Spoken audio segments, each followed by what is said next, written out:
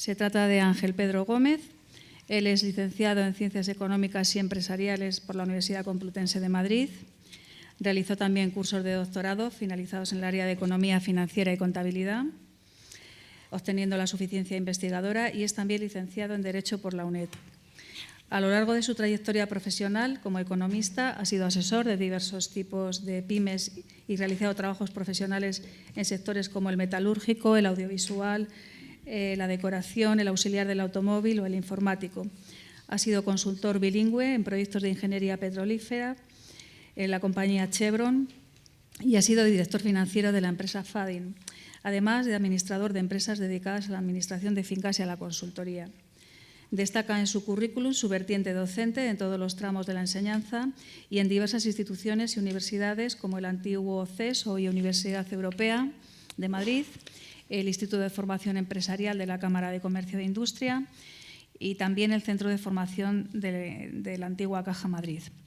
Fundamentalmente ha sido profesor entre 1992 y 2021 en la Facultad de Ciencias Económicas y Empresariales de la UCM, donde ha impartido materias, como él mismo dice, muy religiosas, tales como análisis y agregación de balances, contabilidad de costes y contabilidad financiera.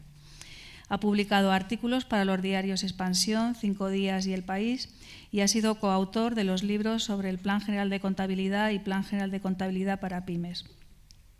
Además de su faceta profesional, que les acabo de relatar, y docente, ha mantenido una continuidad con la literatura y en su faceta de escritor es autor de varios cuentos, poesía y obras de aforismos, las últimas de las cuales se titulan Ventana de la Inquietud y Umbral de Quimeras.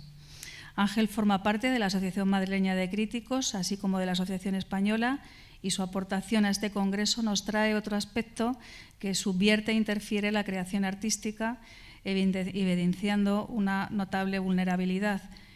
Su comunicación se titula Átomos de rebeldía, arte, fragilidad, censura y autocensura. Bueno, lo primero, no sé, ¿me escucháis bien? Lo primero, quiero dar un reconocimiento a la organización de este congreso, que la verdad es que estamos muy necesitados de cosas de estas. Y lo segundo, también apreciar la necesidad de que la cultura tenga empujones, y esto es un empujón para la cultura. Esto es lo primero que me gustaría decir.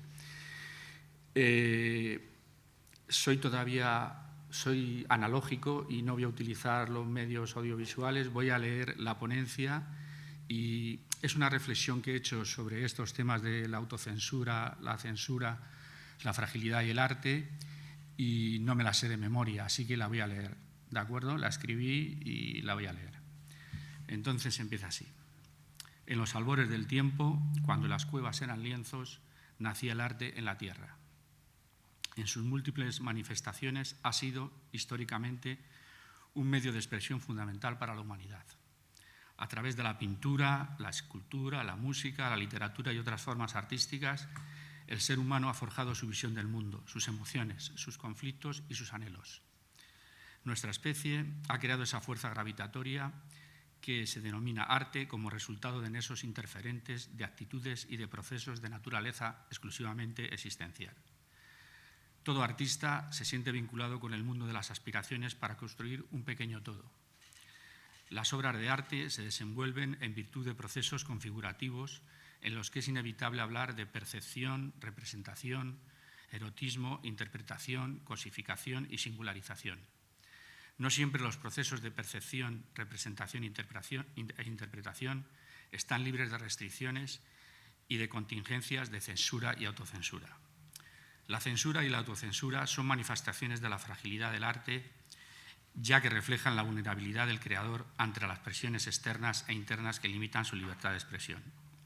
El arte es inherentemente frágil, no solo en su materialidad, sino también en su capacidad para ser percibido, interpretado, aceptado o rechazado. Su fragilidad radica también en que depende de un contexto social, cultural y político para ser entendido y valorado. Sin embargo, esta fragilidad no debe ser vista solo como una debilidad, sino también como una fuente de fertilidad. Bueno, voy a hacer un pequeño eso. El título es Átomos de rebeldía, también. El arte es inherentemente frágil, ¿no? Eso es inherentemente frágil, no solo en su materialidad, sino también en su capacidad para ser percibido, interpretado, aceptado o rechazado. Su fragilidad radica también en que depende de un contexto social, cultural y político para ser entendido y valorado. Perdón por la repetición. Sin embargo, esta fragilidad no debe ser vista como una debilidad, sino también como una fuente de fertilidad. El arte tiene la capacidad de conectar con las emociones humanas y revelar virtudes profundas sobre lo coetáneo, el devenir y la sociedad. Según Judith Butler, la fragilidad, al ser reconocida, puede generar una forma de resistencia y de rebeldía que desafíe las estructuras de poder y sirva para expresarse. La sumisión y la rebeldía son fuerzas opuestas que han dado forma a la historia del arte y la cultura. Mientras que la sumisión implica conformidad con las normas impuestas por el poder y demás medios de presión, la rebeldía representa una resistencia activa que busca desafiar esas mismas normas y esos elementos limitantes. En este contexto, el arte se convierte en un campo de batalla en el que las tensiones entre el control y la libertad se enfrentan continuamente. La censura impuesta por autoridades políticas o religiosas o culturales busca controlar el discurso artístico y mantener el orden social, restringiendo las ideas consideradas subversivas o peligrosas. La censura actúa como un medio para controlar la narratividad artística y limitar la libertad creativa, pero a menudo genera una respuesta provocativa que alimenta la innovación y la expresividad artística. A lo largo de la historia, gobiernos y religiones e instituciones han utilizado la censura para mantener el poder y proteger el statu quo, limitando la libertad artística. La autocensura, por su parte, surge del propio artista, que anticipa las posibles repercusiones negativas y ajusta su obra para evitar conflictos, reprimiendo su creatividad desde dentro. Según Pierre Bourdieu, la autocensura es una manifestación de la violencia simbólica, ya que los artistas, al interiorizar las expectativas sociales y políticas, ajustan su actividad creativa para evitar conflictos. Ambas formas de represión limitan el potencial del arte para desafiar el poder y promover la reflexión crítica. A pesar de esta fragilidad, el arte encuentra maneras de resistir, subvirtiendo estas restricciones y revelando su capacidad para confirmar las estructuras de control, como ha ocurrido históricamente. El movimiento dadaísta, en la década de los años 10 al 20, surgió como una respuesta provocadora a la Primera Guerra Mundial y a lo que los artistas dadaístas veían como irracionalidad y caos del orden existente. A menudo extravagante y absurdo, desafiaba las convenciones tradicionales artístico-estéticas. Si su provocación no solo era una crítica del sistema político, sino también una rebelión contra el propio arte como institución. El surrealismo y el expresionismo, que exploraban el subconsciente y las emociones extremas, se enfrentaron a la censura por sus representaciones perturbadoras y su desafío a las convenciones artísticas vigentes. Los artistas que dependen de un mercado o de instituciones culturales pueden sentir la presión de ajustar su discurso, de autocensurarse, para alinearse con las expectativas de quienes controlan esos espacios. Un claro ejemplo de esto es el realismo socialista en la Unión Soviética, donde los artistas autocensuraban su trabajo para evitar confrontar el régimen de Stalin, que imponía un arte que saltara los valores del comunismo. Aquellos que no se conformaban se enfrentaban al exilio, al encarcelamiento o a la muerte. Otro de los ejemplos más notorios de censura fue la campaña nazi contra el arte degenerado. En el 1937, el régimen de Adolf Hitler organizó una exposición para ridiculizar el arte moderno, y muchas obras de artistas como Picasso, Kandinsky y Klee fueron destruidas o confiscadas. Este acto de censura no solo intentaba eliminar lo que los nazis consideraban arte decadente, sino también controlar el discurso cultural y artístico de Alemania. Así, las sociedades terminan sofocando las posibilidades de cambio y reflexión interna, quedando atrapadas en una narrativa única que favorece a quienes ostentan el poder. Además, la evolución artística también muestra que en contextos de censura la creatividad puede florecer en formas inesperadas. Los artistas encuentran formas sutiles de desafiar la represión a través de símbolos, metáforas y alusiones poéticas.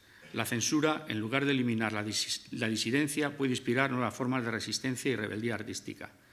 Artistas pop como Andy Warhol y Roy Lichtenstein desafiaron las normas tradicionales, lo que a menudo llevó a controversias y limitaciones sobre su trabajo.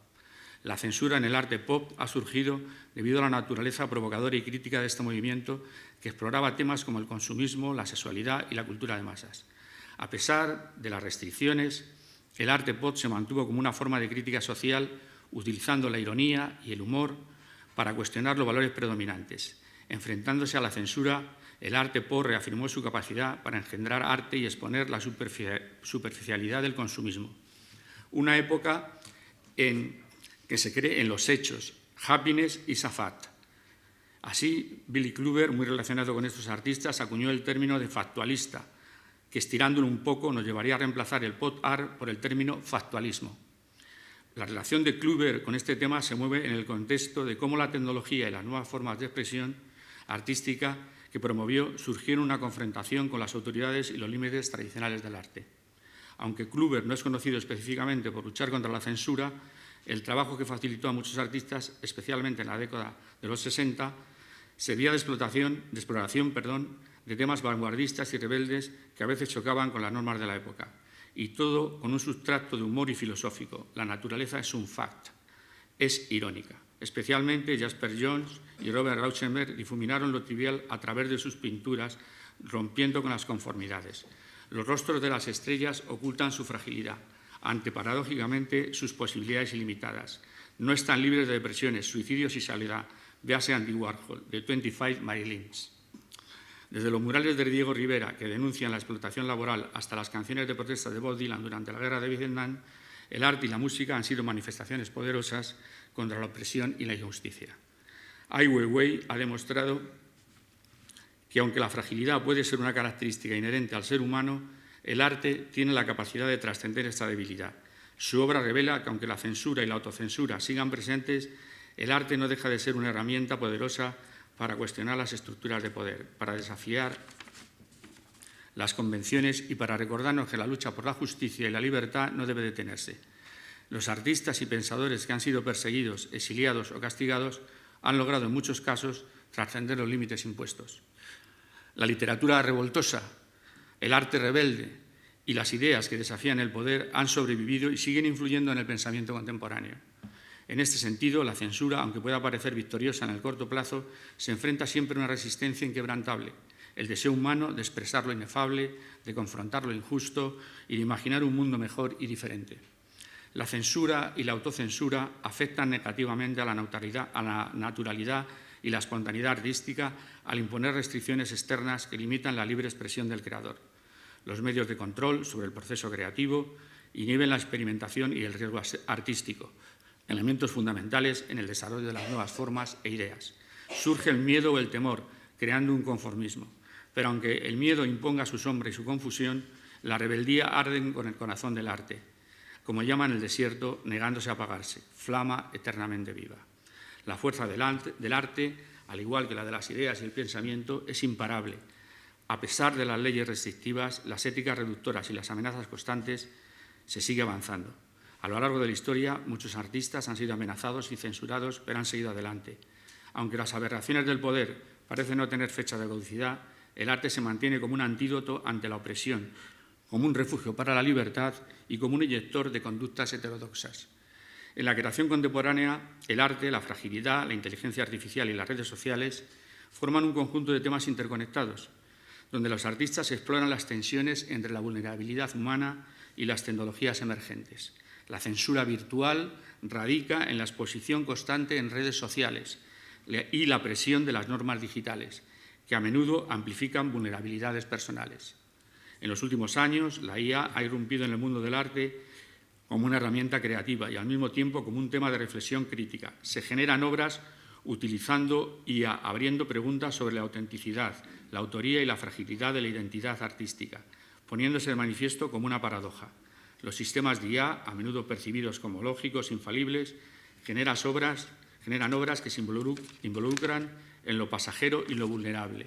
Los algoritmos son promotores de creatividad, pero también alojan una censura interna, pues están sometidos a un diseño preestablecido, priorizan contenidos y expectativas que pueden reflejar o distorsionar la naturaleza humana.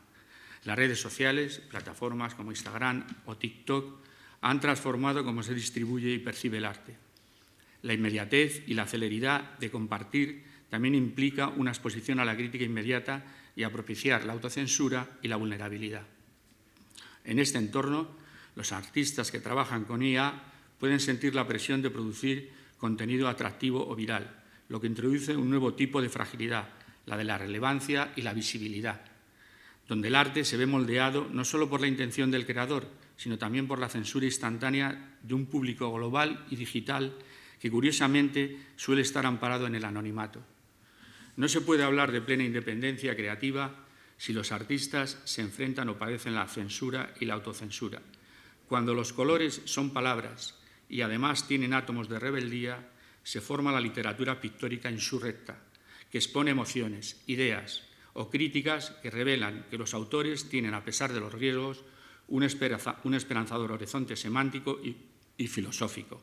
En resumen, se ha tratado de destacar la gallardía y la rebeldía de todos aquellos que se atrevieron y se atreven a expresarse en ambientes censurantes o presionantes. Pues esto es todo. Disculpar, pero yo me lo he traído en la chuleta. Gracias, Ángel, gracias.